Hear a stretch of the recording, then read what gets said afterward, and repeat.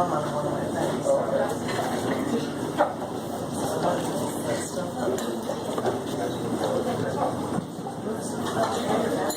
And I don't know what I'm doing. I'm tall. I'm going to make that stuff. Why? No, that's just the nature of this thing. Also, so it's tall somehow for me. I happen to run a poetry open mic as well as Gallery Cabaret on every other Wednesday. The next one is on Wednesday, the 17th of July. It's at a bar at Gallery Cabaret. It's from 7 to 9 p.m. If you want to know anything about it, go to www.chaoticarts.org/thecafe and you can see the schedule. I write poetry and such, but I've decided to start writing poems for every element in the periodic table. So I was going to read some, and at least one might be humorous and I get a kick out of it. So you're going to learn some science here at the same time, I guess. This first one is number 50 in the periodic table. Can I spin on it? That can't be lowered. Oh, yeah, there's a little... You can't tilt the angle on it. No. Yeah. Aha. Much better. I just figured that's right in my face.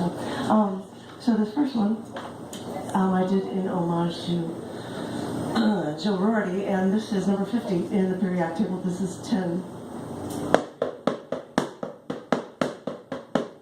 If I only had a brain, if I only had a brain, I'd get up from under this bent tin roof that covers me while I sleep at night.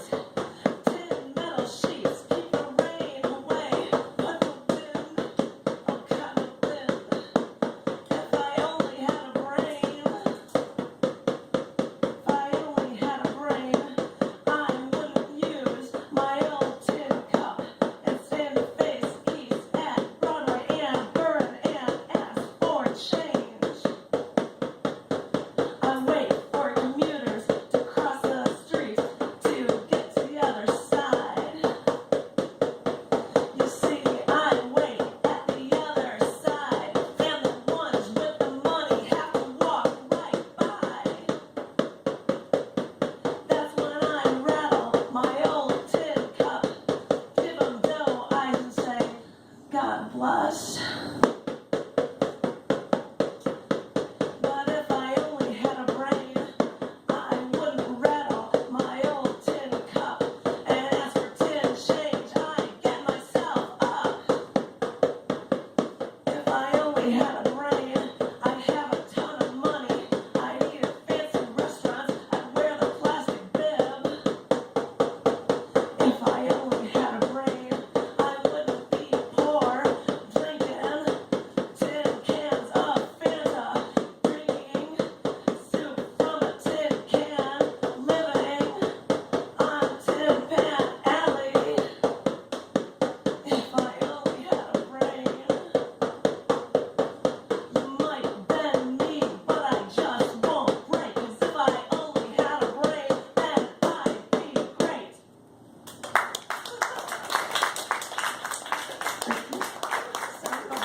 Thank you. The rest don't have that, so I'm not too worried. But I usually do these at features first. That was for Joe Rorty, and this one, as I'm getting higher in the periodic table, this is number 99, and it is Einsteinian. Einstein understood that everything was relative. Why did he have to worry about brushing his hair or changing out of his pajamas when he was busily grappling with the foundations of physics? And once he fathomed the relationship between matter and energy, once he understood the interconnectivity between matter and energy, he suddenly understood, after this Jewish physicist left his home in Germany, that Hitler and the Third Reich would be working on an atomic bomb, converting so little matter into so much devastating energy. At this time, he understood the need for Roosevelt to create this weapon so the Germans wouldn't destroy us. The gravity of this discovery in the hands of evil men weighed him down. And even months before he died, Einstein wrote that although the devastation in Hiroshima and Nagasaki seemed unfathomably horrific, And he regrets writing that letter to Roosevelt. His justification was the threat of Germany. He wrote that letter, and when he wrote it, he still had to appeal to Roosevelt that yes, to save us from Germany, this weapon needed to be created. Knowing about his torment in making this decision to ask for the creation of the atomic bomb makes it so ironically beautiful that after scientists discovered an element after the first explosion of the hydrogen bomb, they named the element Einsteinium after the physicist. Einsteinium is a silvery white radioactive synthetic element with a high fission rate, like the atomic bomb as Einstein first knew of when fearing his homeland enemy. But because of the short half-life of all isotopes of Einsteinium, all primordium Einsteinium has decayed by now, and beyond its nuclear creation, there's almost no use for any isotopes of Einsteinium outside of basic scientific research. Which makes me think of the life of Albert Einstein, I suppose. For although Einstein worked at odd jobs for years until he was a patent examiner, his mind was only good at one thing: doing not so basic scientific research, simplifying so many scientific solutions, even if it led us to convert so little matter into so much earth-shaking energy. Thank you.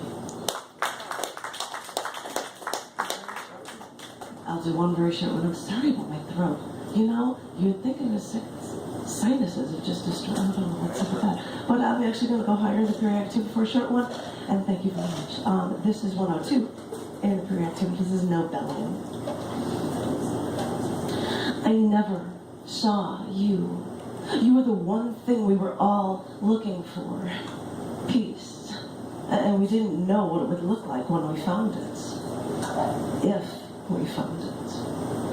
I heard that Sweden laid claim to you first, but I swear we were all searching for you. And I think that like all of us, most Americans, we all want to even try to synthesize you in order to lay claim to you. Listen to me, like all Americans, laying claim to you, possessing you. Maybe you kept yourself so well hidden because we never learned how to live in peace. Maybe we can only take peace in small amounts, mixed with some of our usual anger and discontent. I know you've been around for so very long, and I can't remember how many years we've been searching for you. Had your hair grown to silvery white or gray, waiting for us to truly want peace? Have you grown rough and metallic in your impatience with us? Would you be a hazard to us if we took you in sufficient amounts? Because we want to take that chance. Because we've been looking and we've been waiting for you.